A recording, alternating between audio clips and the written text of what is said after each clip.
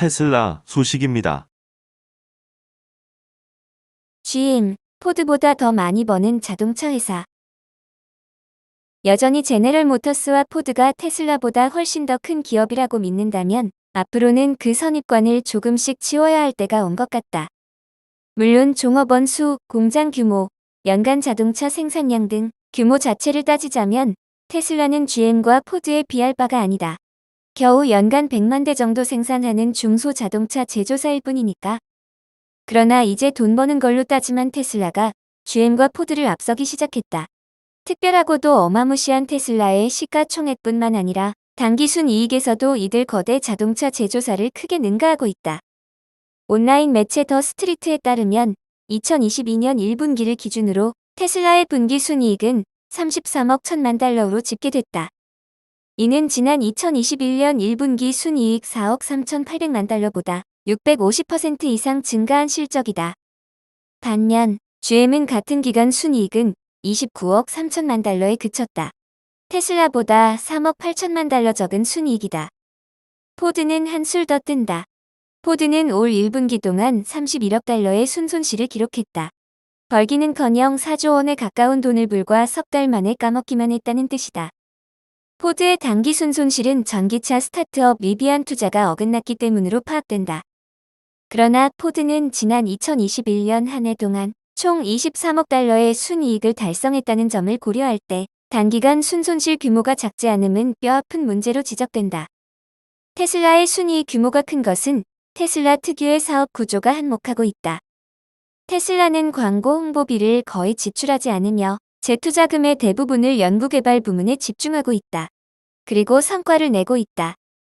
일론 머스크 테슬라 CEO는 지난해 4월 트위터를 통해 다른 기업은 광고와 여론 조작에 돈을 쓰지만 테슬라는 제품에 집중한다며 자신의 경쟁력을 강조한 바 있다. 단적인 사례로 포드의 경우 차량 1대당 R&D 비용은 1,186달러로 추정된다. GM은 불과 878달러다. 반면 테슬라는 이들의 3배에 이르는 2,984달러에 달한다. GM과 포드는 북미 최대의 스포츠 이벤트인 슈퍼볼 경기에 수천억 원의 광고비를 집행한다. 반면 테슬라는 단 한 푼도 슈퍼볼 광고비를 집행하지 않았다. 그럼에도 불구하고 슈퍼볼 경기 기간 차량 주문량은 테슬라가 가장 많았다. 미국에서 가장 수익성이 높은 자동차 제조사를 꼽자면 테슬라가 단연 으뜸이다. 올해 1분기 실적 발표에서 일론 머스크 CEO는 테슬라는 매년 빠르게 성장하고 있으며 앞으로 몇 년 동안 연간 성장률을 50% 이상으로 유지할 수 있을 것이라고 자신한 바 있다. 중국 내 오미크론 확산, 전 세계적 반도체 수급난 등 대내외 악재에도 불구하고 테슬라의 성장은 꾸준히 유지되고 있다. 테슬라의 올해 연간 생산량 목표는 200만 대이다. 해당 기업의 포괄적 가치는 시가총액에서 드러난다. 2022년 5월 9일 기준으로 테슬라의 시가총액은 약 8,154억 달러다. 반면 GM은 557억 달러, 포드는 537억 달러다. 애플 소식입니다. 결국 100기 드는 아이폰. 2023년 신제품부터 USB-C로 충전 유력.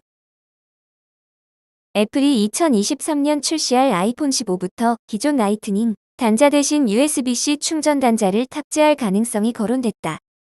애플 제품 전문 매체 맥루머스는 5월 11일 애플 전문가 거밍치의 말을 인용 보도했다. 거밍치는 이날 부품 공급업체들을 대상으로 조사한 결과 애플이 2023년 아이폰에 라이트닝 대신 USB-C를 탑재할 것이 유력해 보인다고 말했다. 거밍치는 또 USB-C로 바꿀 경우 아이폰 충전 시간이 크게 단축될 수 있을 것이라고 전망했다.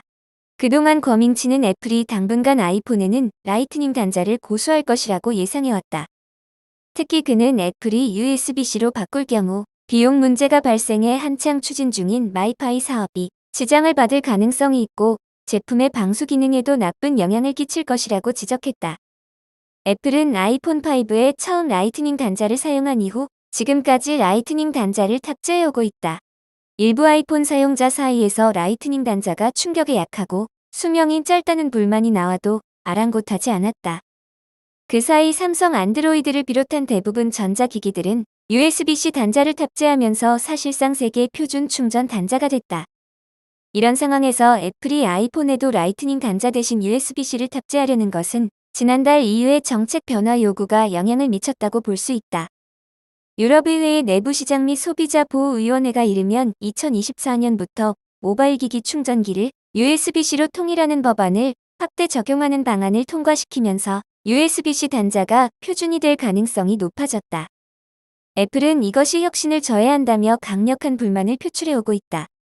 EU의 모바일 기기 충전기 통일 법안이 최종 발효될 경우 스마트폰을 비롯해 태블릿, 휴대용 게임기, 전자책 리더기, 디지털 카메라, 전자장난감 등의 충전기는 모두 USB-C 방식을 사용해야 한다. 임코는 모바일 기기 충전기 표준화 정책을 노트북 PC 등으로도 확대하기로 의결했다. 다만 스마트워치, 건강 추적기처럼 USB-C 포트를 설치하기 힘들 경우에는 적용 대상에서 제외하기로 했다. 이 소식에 USB-C 단자를 개발한 국내 업체 시나콘텍이 5월 13일 전거래일 대비 29.79% 올라 상한가로 장을 마감하면서 반사 이익을 얻기도 했다. 시나콘텍은 휴대전화 충전 케이블 끝에 단말기와 연결하는 플러그 부분을 생산해 삼성전자, LG전자 등에 공급하고 있다. 개발 당시 USB-C는 기존 충전 단자와 달리 앞뒤 구분이 없어 새로운 기술로 주목받으면서 빠르게 충전 표준으로 급부상했다. 마이크로소프트 소식입니다. 비즈니스 앱 한국 데이터센터에서 제공. 마이크로소프트의 다이나믹스 365 파워 플랫폼 등 비즈니스 솔루션을 한국에서 더 빠르고 안정적으로 사용할 수 있는 길이 열렸다. 한국 마이크로소프트는 완성형 업무 솔루션 비즈니스 앱의 국내 데이터 센터 서비스를 시작한다고 12일 발표했다. 이에 따라 국내 기업들은 마이크로소프트의 클라우드 기반 비즈니스 앱인 다이나믹스 365와 파워 플랫폼을 안정적인 환경에서 쓸 수 있게 됐다. 다이나믹스 365는 인공지능 기반의 전사적 자원 관리와 고객 관계 관리에 용이한 통합 솔루션이다. 파워 플랫폼은 개발자 간 협업에 효과적인 솔루션이다. 마이크로소프트의 클라우드 서비스 애저 협업 생산성 솔루션 마이크로소프트 365 등과 유기적 연계도 가능해진다. 김순덕 한국 마이크로소프트 비즈니스 앱 담당 매니저는 한국 고객들은 글로벌 솔루션을 도입하더라도 회사 사정에 맞는 커스터마이징이나 확장 요구가 큰데 다이나믹스 365는 이에 유연하게 대응할 수 있다며 솔루션을 이용하는 기업들의 정보가 국내 데이터 센터에 저장되는 만큼 규제 준수 측면에서 장점도 크다고 설명했다. 현재 120여 개 국내 대기업과 중소기업이 다이나믹스 365와 파워 플랫폼 등을 이용하고 있다고 한국 마이크로소프트는 설명했다.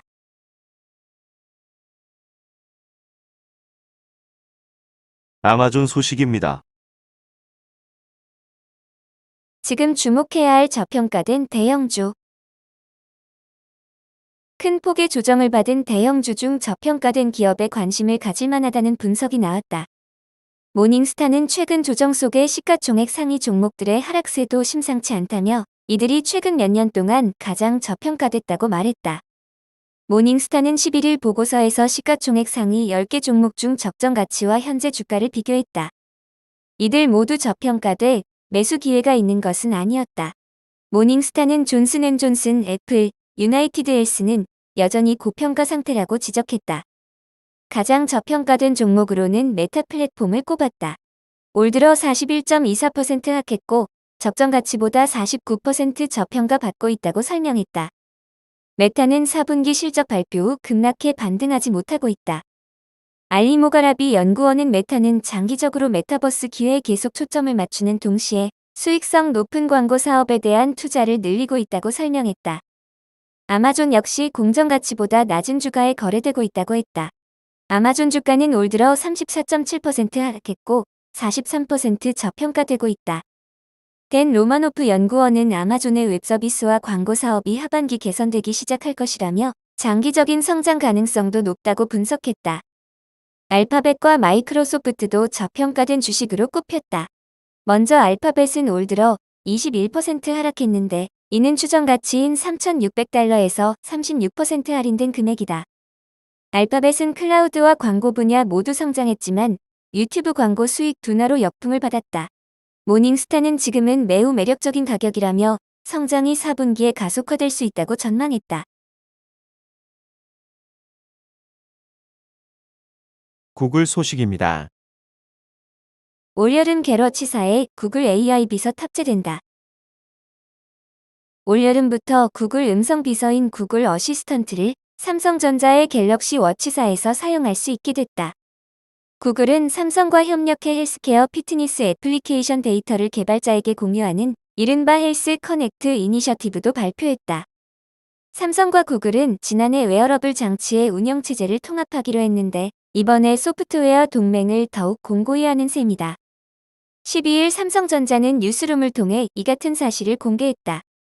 패트릭 숑의 모바일 경험사업부 고객경험실장은 1년 전 우리는 구글의 장점과 삼성전자 소프트웨어 하드웨어의 전문성을 결합했다면서 이는 삼성과 구글의 오랜 파트너십이 맺은 결실이라고 설명했다.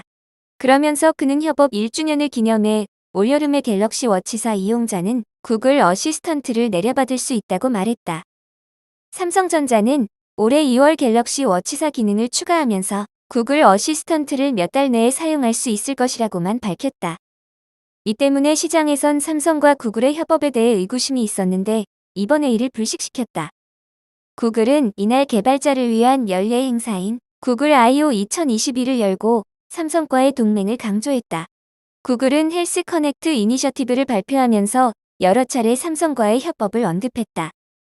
현 맥브린 구글 프로덕트 매니저는 개발자들이 헬스 커넥트를 활용하면 사용자의 동의하에 다양한 장치에서 건강정보에 접근할 수 있다며 구글은 이번 프로젝트 때 삼성전자와 긴밀히 협력했다고 강조했다. 또한 구글 핏, 삼성 헬스, 마이 피트니스 팔 등이 조만간 참여할 것이라고 덧붙였다. 구글은 이날 삼성과 파트너십에 힘입어 웨어 OS 사용자 수가 1년 전보다 3배 이상 늘었다고 밝혔다.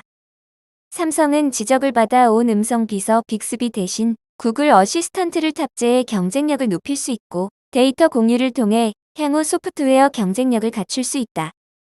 구글은 애플이 1위를 차지한 스마트워치 시장에 진출하면서 삼성이라는 우군을 얻었다. 구글은 이날 첫 스마트워치인 픽셀워치도 공개했다. 음성 비서를 통해 내비게이션 시스템, 전자결제 서비스를 사용할 수 있다.